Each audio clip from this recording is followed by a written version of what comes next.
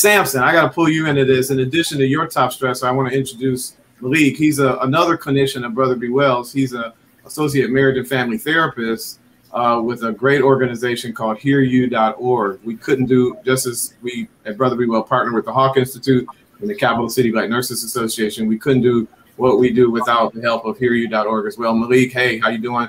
Talk about your top stressor, and then talk from a clinician's point of view a little bit about how, you know, it's okay. I think, I don't want to speak for you, but I would think it's absolutely okay for each of us to have a very different stressor. We're all different people. And I like the way we've been honest enough so far to just put it out there. This is what stresses me out. I think there's power in that. But if I'm right, talk about that a little bit.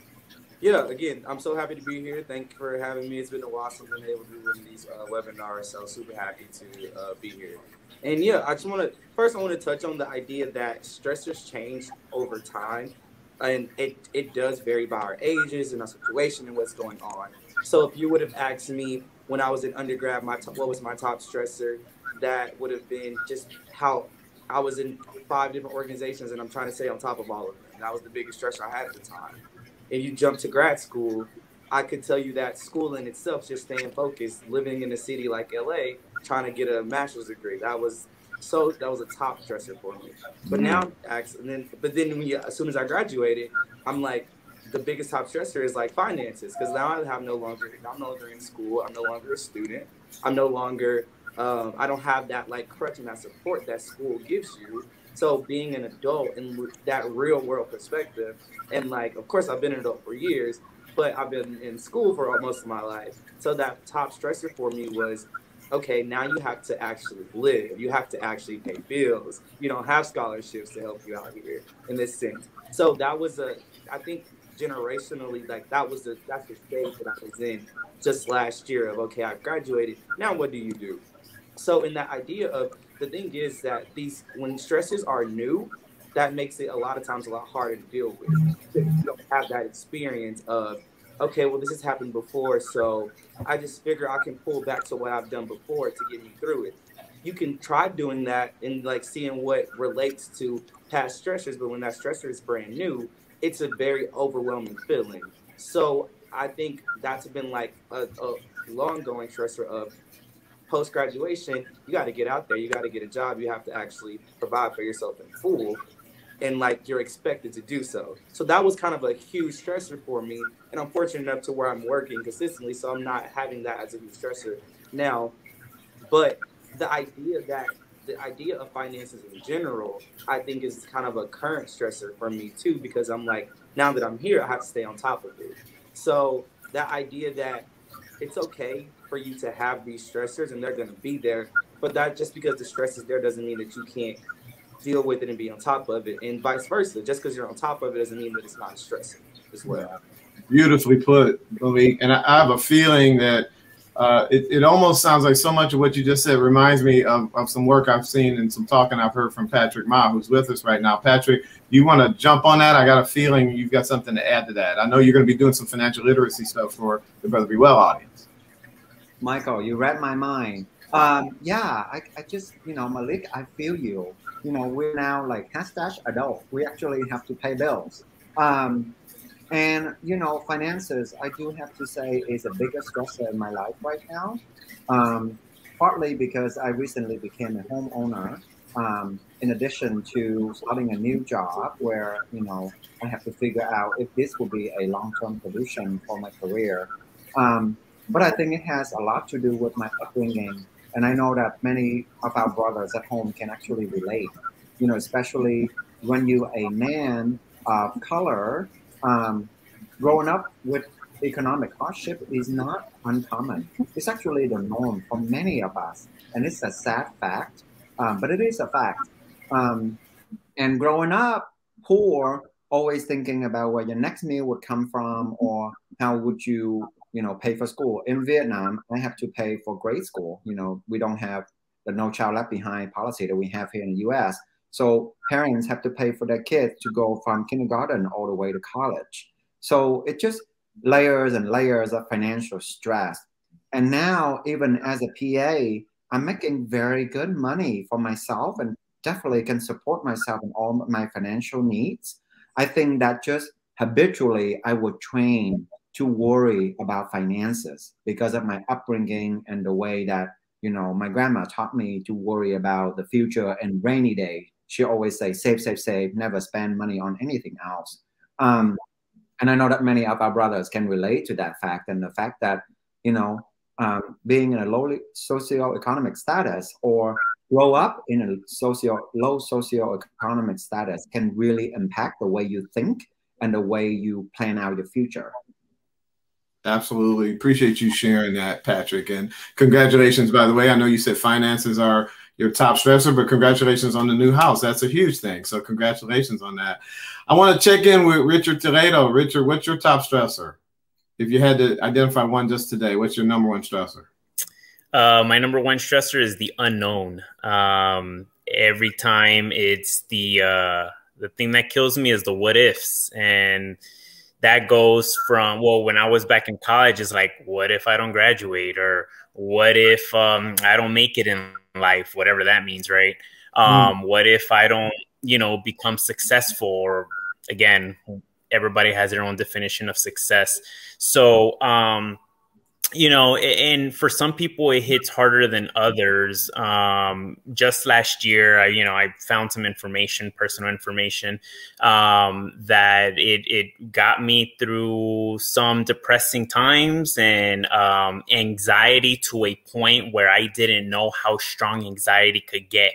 I thought that anxiety was as simple as getting those butterflies right before you have to do a presentation in front of everyone, or, you know, that normal anxiety or those nerves. But just last year, I found out what anxiety really is. And for those people who go through that on a daily basis because of those chemical imbalances, other than situations like mine, where it was actually focused, a situational thing that caused my anxiety to happen. I can't imagine how certain people go through that, and to find the help, especially because looking for help is so stigmatized.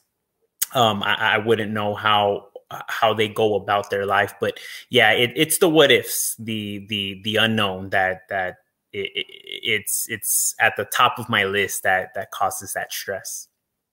I'm with you with that, Richard. The unknown, even after all these years, I have to catch myself worrying about something that may never show up, right? When you're worried about the unknown, you often will spend a lot of time and energy fixating on something that never really comes to pass. So I've learned some techniques on how not to do that. We've got a mental health clinician. Malik, you want to chime in on that? Can you give us a tip or two? Because I would imagine a lot of us, Devontae, you said, I don't know that it was, yeah, Devontae, you've got children. So part of that's the unknown. What's going to happen with my kids? Can you give us a tip or two on how to cut that one off at the pass and not spend so much time being worried about what's down the road?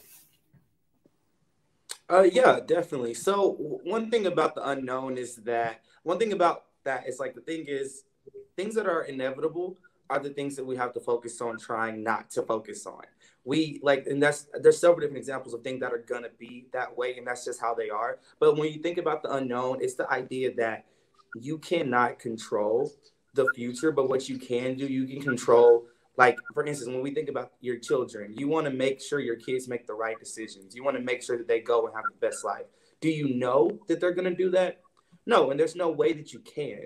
So this idea that we're ever going to actually know these things that we can't know, we have to put that to the side and understand and not accept. So this idea of like accepting, surrender, and embracing. So like accepting the fact that this is something that I'm not going to be able to know.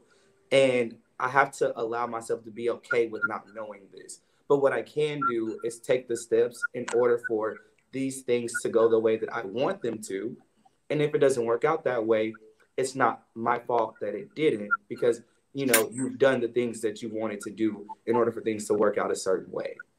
So just accepting that, surrendering it, and then embracing yourself to it. Really love that. Accepting, surrender, and embrace. I was repeating that, so when we're done, I'll still have that in my brain somewhere. Accepting, surrendering, and embracing. I love that. I want to get into the second question to help kind of move this conversation along, and I'm going to kick it off with you, Andre, from the Hawk Institute. You identify a time when the stress kind of took over. We're all stressed, but sometimes we can work through that, and sometimes we really can't. And for me, those are the times when I have reached out to people like Malik Sampson, when I know I'm stuck, when I realize I'm really stuck and this stress is paralyzing, then that's when it's hard to move on. And for me, I'll just share as long as I'm talking. For me, it was that unknown that we just heard about. There was a time in my life where these couple of, kind of career situations had kind of set up for me. And I literally didn't know where anything was going to play out. How was it going to play out? And like you, Devontae, I've got kids. So my mind started to wander. Wow, if this happens and this new vice president of this organization, if house is clean, like they said they were going to do, then I might wind up without a job. Then I might not be able to support my daughters. And it just started to spiral for me. And I found myself not able to move forward. I wasn't really effective at work. I don't think I was present for my kids. I don't think I certainly wasn't enjoying the things in my personal life. Some depression started to set in.